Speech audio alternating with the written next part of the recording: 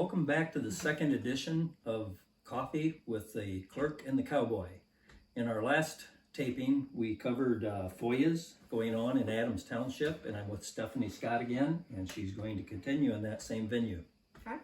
Just a brief summary. I highly encourage anyone who has not watched the first segment to watch it, because Absolutely. It explains why and what I'm doing as far as what my initial FOIA to Adams Township Clerk.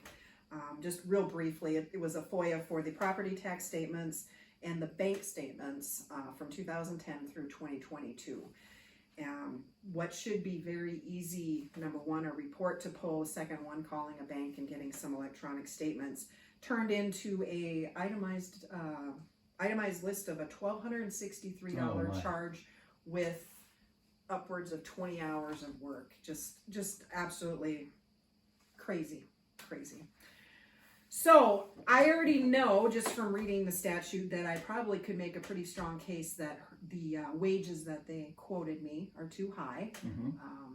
FOIA law states that the most that can be charged is the amount that the lowest paid employee that can fulfill the FOIA is getting paid. So like we mentioned, that's not what township people are getting paid, and probably not a lot of people in our area for that matter.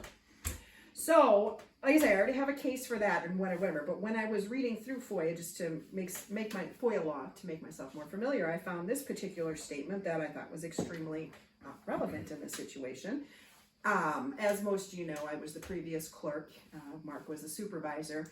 We both went through a recall and were removed from our office May of this past year, so just a few months ago. You were supervisor at least one term prior to that. I had at least. It was portions of 3 terms. I was in township government for 10 years, all told.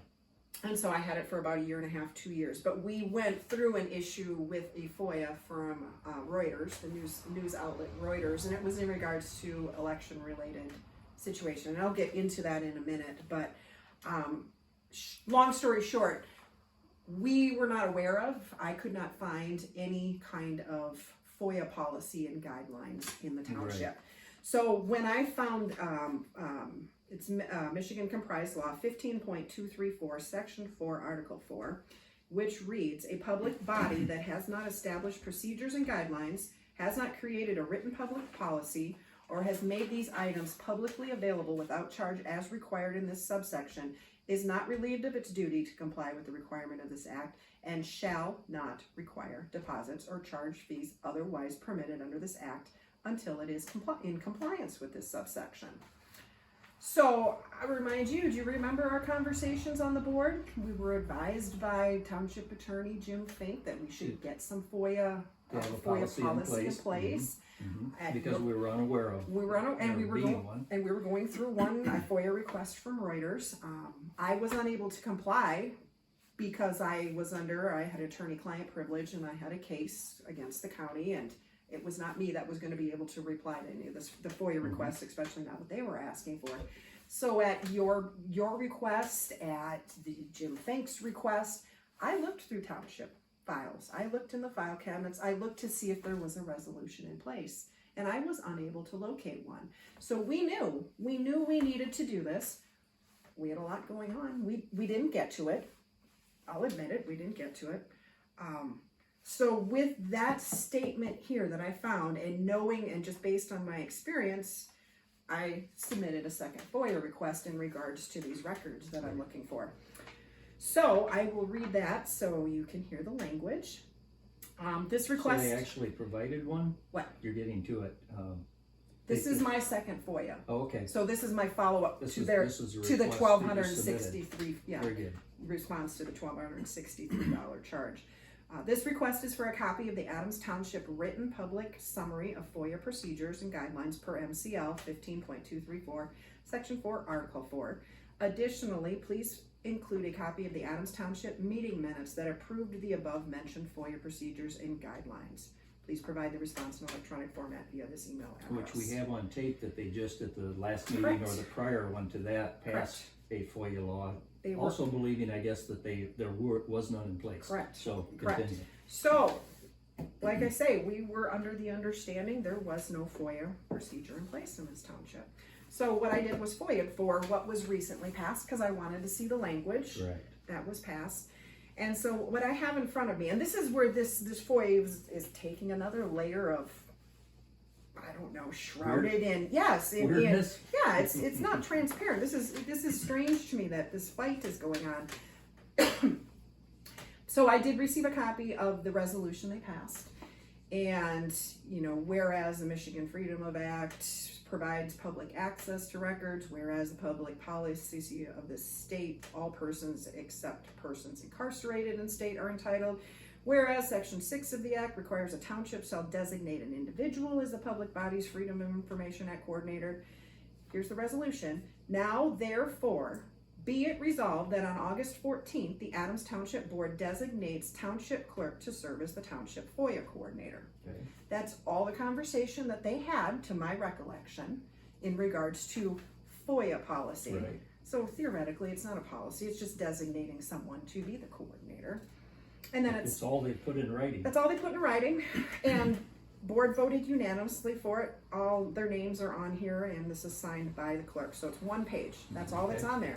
Stapled to the back of it, interesting to me, was basically a summary. So it says FOIA revised cost to resolution 2023-4, which is this resolution.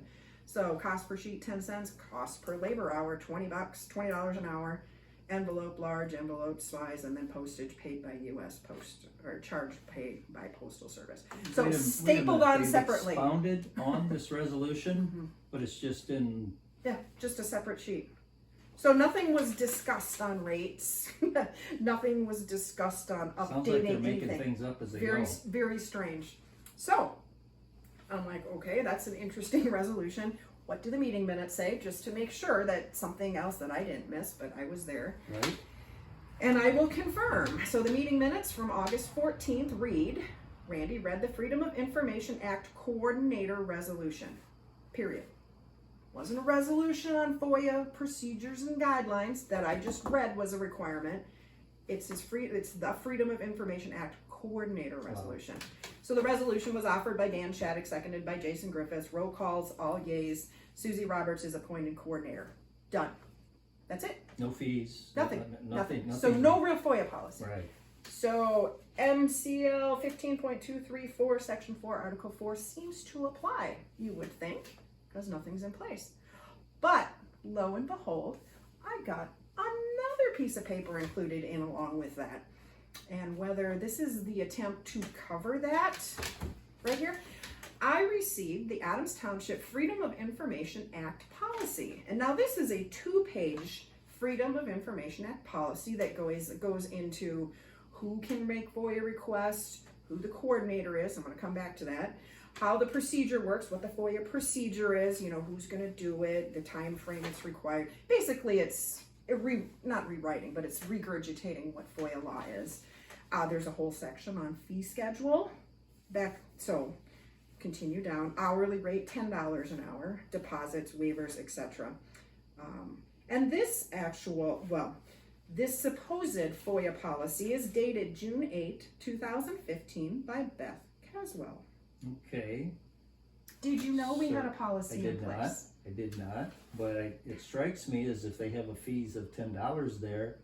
Yep, we are. She's asking 20 on this other FOIA. Where did they come up But with they that? didn't pass it. Yeah. Like I say, Correct. arbitrary from our first So what video. they passed is naming the clerk, Susie, as the coordinator, and that's it. Yep. And then they're relying on what they apparently found at prior. Are they? Not really, because she's trying to charge $20 Well, let me an hour. read this. So the FOIA coordinator, as passed in 2015, the FOIA coordinator is an individual should be designated, I think. The FOIA coordinator is an individual designed by a public body to accept and process requests for public records under this act. And it says the FIA coordinator, I'm assuming that means FOIA coordinator. The FOIA coordinator in Adams Township is the township clerk. Huh, they just passed a resolution that is the same as this, almost the same. And then the next part, all requests should be made through the FOIA coordinator and a record shall be kept by the coordinator of all requests.